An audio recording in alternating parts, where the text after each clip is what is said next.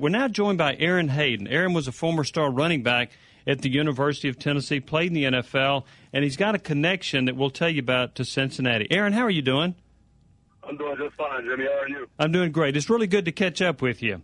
Tell us about your connection to Cincinnati through your godson.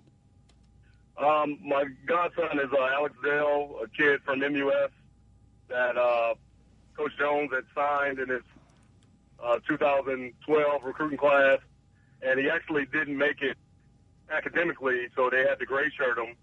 And I think that's where my positive traits come in for Coach Jones. Is he's a sincere guy. This kid didn't qualify academically. He gray shirted him, and all the communication and conversations they've had with him, he's still treating the kid like the kid was going to be part of his 2012 class and playing for him next year, where he's actually a kid that academically without the gray shirt, but he treated him the same and been a very genuine and caring caring coach for the kid. So I think it speaks a lot to the guy being genuine, being a high character guy, and really being about the kids and raising them into young men. Did you have many dealings with Coach Jones during Alex's recruiting? Not really, although I advised the family a lot on a lot of other schools. He had a lot of other offers from other schools. Here's what his mom told me, because I knew I was going to be talking to you. And I asked her, I said, at the end of the day, I may have recommended for them to go somewhere else. She told me that although she didn't really believe in the position coach that was recruiting him to Cincinnati, when she met with Coach Jones, it just sealed the deal because he was such a genuine person and she could feel that he was speaking from his heart.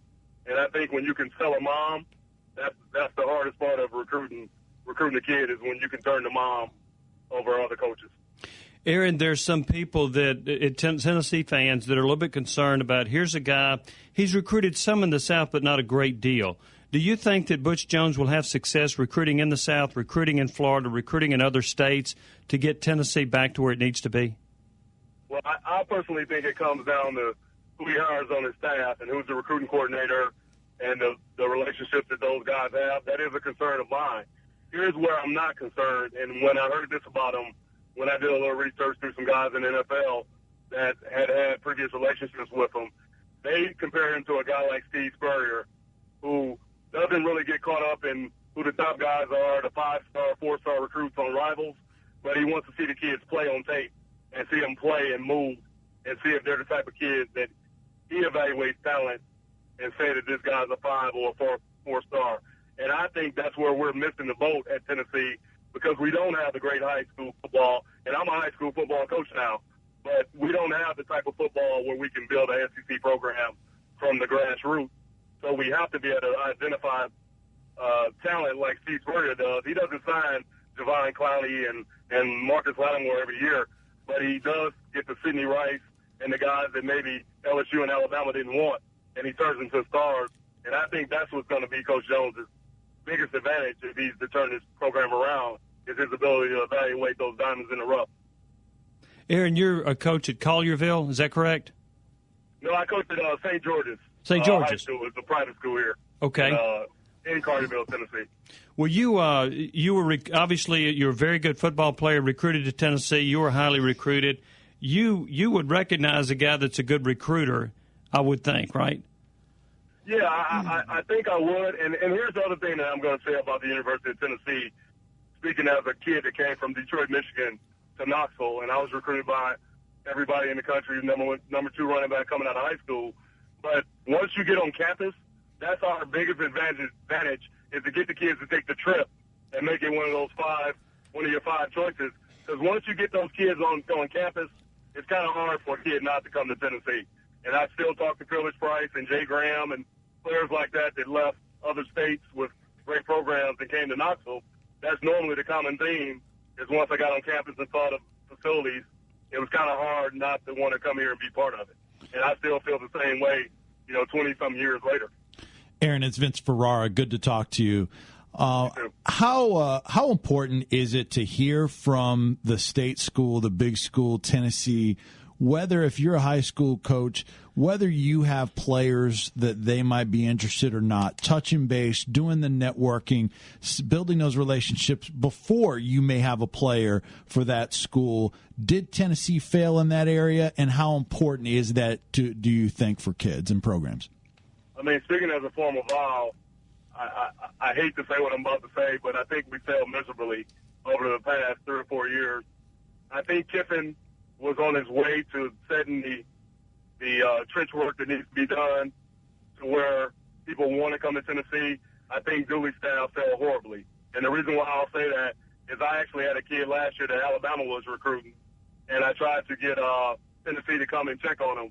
And they basically sent word to the school and came by and saw the kid, later on when Georgia, Alabama, Mississippi State had already offered the kid. So I think you got to take care of your home base, which we all know is Memphis and Nashville, and get out to these guys. And, I'm aware of, like, the Corn Elders and kids like that, the Ramsey kid at Brentwood Academy. If Jones is for real about recruiting, he should be talking to those kids and at their basketball games tonight. And I think that'll let us know how serious these guys are about taking care of their own backyard and pulling what Bruce Pearl did and putting a gate around the state of Tennessee. Aaron, you said you did some research on Butch Jones. What are some other things that you observed that caught your eye, positively, or maybe that are legitimate questions that you might have? The only legitimate question I think is the one that all fans have is, can the guy have a roadmap for recruiting in the SEC? I did look at his press conference, and some of the things he said, anybody can recruit anywhere. I technically don't agree with that. I think the Trooper Taylors and the Rodney Garners and the Kippy Browns, the coaches that have relationships where they can walk into the top high schools that turn out recruits every year, and they can get to the front of the line or get phone numbers and send text messages and emails and things like that. They have a distinct advantage. And that's why I say the way that he'll be able to recruit will be based on the type of staff. Can he get T. Martin? Does Jay Graham stay? Can you get guys out there like the Trooper Taylors that can get kids to visit the school? So in a positive light, what I've heard is he's a guy that believes he's the CEO, but everybody's involved in running the company. Is the way he's run his program at Central Michigan, and he ran it at Cincinnati. We know from the last guy that he probably did it backwards, where he tried to force feed to the staff what they had to do, and that's not what you probably need to do at a place like Tennessee. Aaron, I did want to ask you one other thing. You've got a son that's in the 8th grade that's playing on the varsity basketball team. Is that correct? Yeah, he is. He's in the car with me right now. Well, were you a pretty good basketball player in your day? Yeah, I was pretty good. I probably was a football player playing basketball. I would say that my son is a basketball and a football player playing both sports. So he's probably as good at basketball as he is at football. And that brings me to another point about where we've been before. You got Todd Kelly, whose son is an All-American football player at Knoxville Webb, who wasn't really considered in Tennessee. He may be now. You got Eric Steele, whose son plays at my school at St. George's, who is a freshman lineman that starts and plays very well. He had a son that he sent to Ole Miss because Tennessee didn't even recruit his older son, Ben. So just stuff like that. I mean, the players now, we're getting to the age where we're turning out kids that are pretty good athletes and rated really high, and that should be a given that those guys go play at Tennessee. It shouldn't even be a question, and it's been a pretty big question. Patrick Lenore is another guy who has a kid in Chattanooga that's a big-time recruit.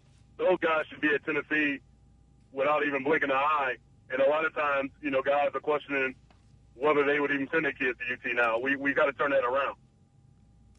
Hey, Aaron, we appreciate it. Thank you so much for visiting with us. Thank you so much for your insight. Great to catch up with you, and let's keep in touch. We definitely will. Thanks for having me. All right, thank you, Aaron. That is Aaron Hayden, former Tennessee star running back.